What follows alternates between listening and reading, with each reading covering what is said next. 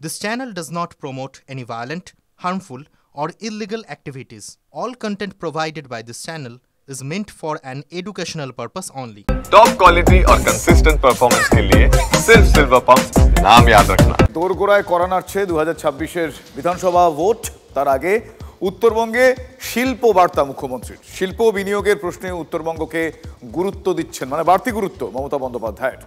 শিলিগুড়িতে বাণিজ্য সম্মেলন মুখ্যমন্ত্রীর। পর্যটন, হোটেলের সঙ্গে মাঝারি শিল্পে লগ্নি টানতে জোর। 5 একর জায়গায় ইন্ডাস্ট্রিয়াল পার্কের প্রস্তাব।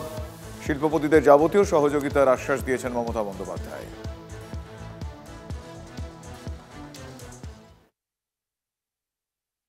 একটা কোর গ্রুপ আমরা করে দিচ্ছি চিফ সেক্রেটারির নেতৃত্বে, যেটা হচ্ছে আপনারা জানেন দীঘায় আমাদের ইন্টারন্যাশনাল কনভেনশন সেন্টার আছে, তার সাথে আবার 100 হোটেল রুমও আছে। সেই রকম আমাদের কলকাতায় ইন্টারন্যাশনাল কনভেনশন সেন্টার আছে, যেটা বিশ্ব বাংলা, খুব ইম্পর্টেন্ট। শিলিগুড়িতেও আমার মনে হয় এটা করা উচিত। তাতে আপনাদের অনেক লোক আসবে, ব্যবসায়িক আদান প্রদান হবে, শিল্প সম্মেলন হবে। উত্তরায়ণের অপোজিটে একটা ল্যান্ড আছে 10 একর। 10 একর আপনাদের আমি দিতে পারি, কিন্তু 8 একর দেবো না। 8 একরে আমি ওখানে শপিং মল টল তৈরি করতে পারি, দোকান টোকান অনেক হবে, বিগ বাজার হতে পারে, যেখানে লোকাল ছেলে মেয়েরা ব্যবসাও করতে পারে, আর যারা আসবে তারা কেনাকাটিও করতে পারে। পাশাপাশি উত্তরবঙ্গ থেকে দীঘা যাওয়ার বাস পরিষেবা চালু। জগন্নাথ মন্দির যাওয়ার জন্য বাসের ব্যবস্থা করছে রাজ্য সরকার। শিলিগুড়ি, মালদা, জলপাইগুড়ি, কোচবিহার, আলিপুরদুয়ার এবং রায়গঞ্জ থেকে বাস চলবে, এমনটা মুখ্যমন্ত্রী মমতা বন্দ্যোপাধ্যায় ঘোষণা করেছেন। আমরা 6টা বাস দিচ্ছি, ভলভো বাস। এখান থেকে শিলিগুড়ি থেকে যেমন একটা যাবে দীঘা, যাতে এখানকার লোক যেতে পারে।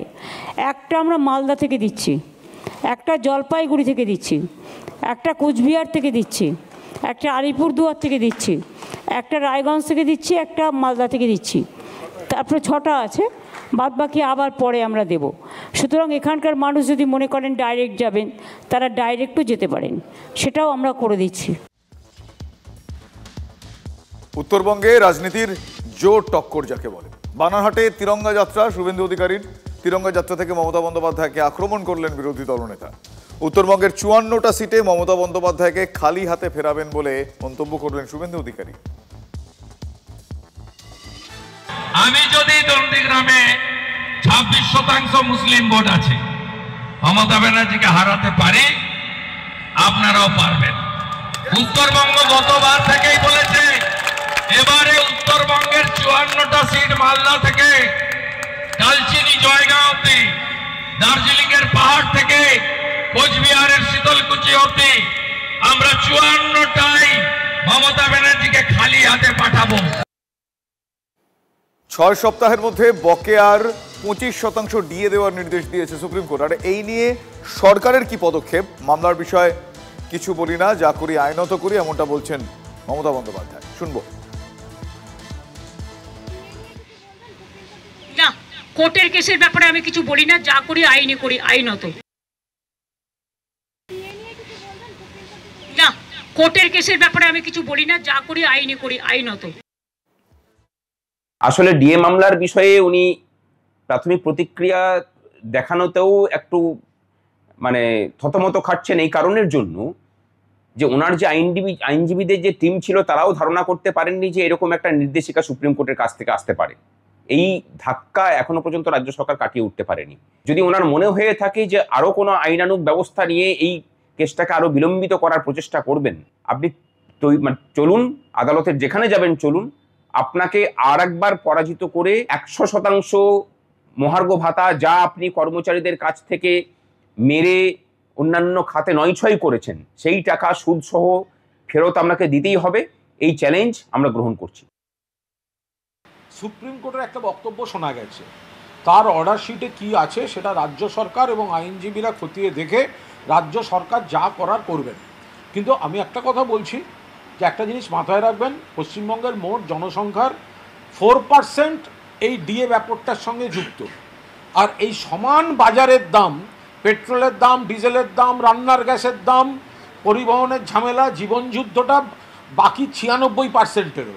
সুতরাং 4%কে নিয়ে 96% ব্যস্ত, এটা ভাবার কোনো কারণ নেই, বাকিটা সরকার বুঝবে।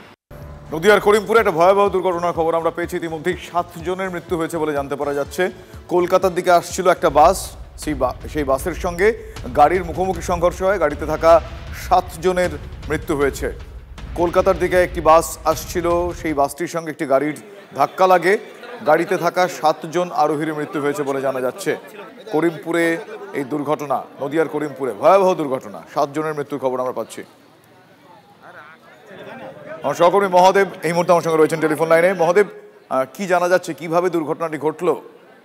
দেখা যেটা জানা যায় যে সকাল বেলাতেই কিন্তু দুর্ঘটনাটি ঘটে এবং এই একটি বাসের সাথে মারুতির মুখোমুখি সংঘর্ষ হয়। বাসের ধাক্কায় মারুতি যে সকল যাত্রীরা ছিল তারা কিন্তু ঘটনাস্থলেই মৃত্যু এমনটা কিন্তু জানা গেছে। কারণ যেটা জানা যাচ্ছে যে করিমপুরের দিক থেকে মারুতি করে তারা চিকিৎসার জন্য সম্ভবত কৃষ্ণনগরের দিকে আসছিল এবং বাসটি কলকাতার দিক থেকে করিমপুরের দিকে যাচ্ছিল।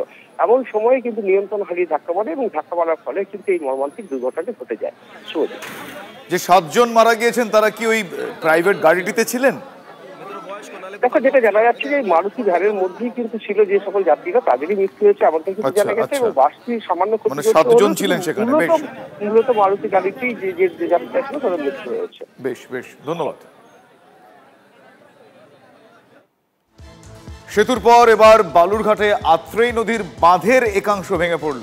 রাতে বালুরঘাট পুরসভার 13 নম্বর ওয়ার্ডের চকভৃগু এলাকায় বাঁধের একাংশ ভেঙে যায়। বাঁধের একাংশ ভেঙে গিয়ে জল ঢুকতে শুরু করে প্রবল বেগে। স্লুইস গেটের একাংশ হেলে গিয়েছে। যে কোনো সময় বড়সড় দুর্ঘটনা ঘটতে পারে এমন আতঙ্কে এক প্রকার ঘুম উড়ে গিয়েছে স্থানীয় বাসিন্দাদের। নিম্নমানের সামগ্রী ব্যবহার করার কারণেই এই দুর্ঘটনা বলে স্থানীয়রা মনে করছেন, তারা দাবি করছেন রাদার। বিষয়টি জানার পরেই ঘটনাস্থলে পরিদর্শনে গিয়েছেন সেচ দপ্তরের আধিকারিকরা।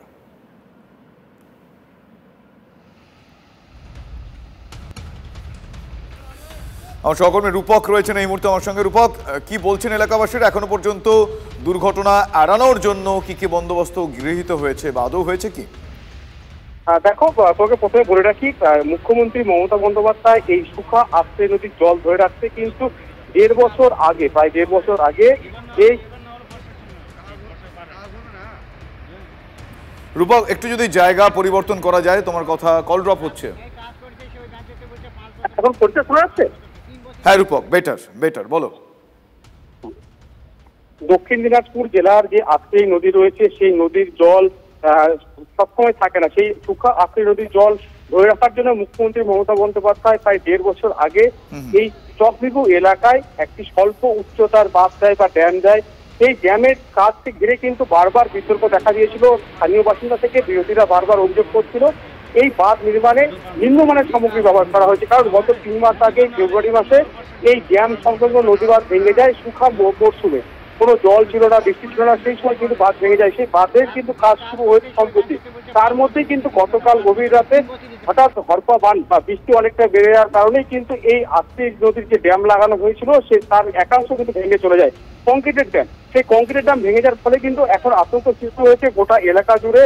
স্থানীয় বাসিন্দাদের অভিযোগ নিম্নমানের সামগ্রী ব্যবহার করা হয়েছিল এই কাজে, তার জন্য কিন্তু বারবার এই ধরনের দুর্ঘটনা ঘটছে। আগামী দিনে যদি সঠিকভাবে কাজ না করা হয় সেক্ষেত্রে কিন্তু আরো বড় দুর্ঘটনা ঘটতে পারে। খবরটাই কিন্তু ঘটনাস্থলে এসেছে। ধন্যবাদ। সমস্যা এখানে কাজ একদম নিম্নমানের হয়েছে। যেটা টাকা স্যাংশন হয়েছে সেই টাকার মধ্যে মনে করেন কাজই হয়নি। যদি কাজ সেই টাকার মতো হতো, পূর্ণতা পেত, তো আজকে এই অবস্থা হতো না। এই জলের চাপে মনে হয় ভেঙে গেছে, ভিতরে রড টট কিছু দেওয়া নাই তো, ওই জন্য কাজটা কি ঠিকঠাক হয়েছিল? না, কোনো কাজই ঠিকঠাক হয়নি। আমরা দেখি রাত 2টার সময় উঠে দেখি যে কিসের শব্দ, দেখছি যে মানে সামনের দিকটা যে গেটটা জল মানে খুলে বার করে ওই দিক মানে তার পাশেরটা ভেঙে নিচে ডাউন হয়ে বসে গেছে। তারপরে এখন এমনি আত্রেইতে কি জল বেড়েছিল বা বৃষ্টি হয়েছে এরকম কিছু? না, রাত্রেবেলা তো বৃষ্টি হয়েছিল হালকা করে, তারপরে পরবর্তীতে এটা ঘটনা ঘটছে।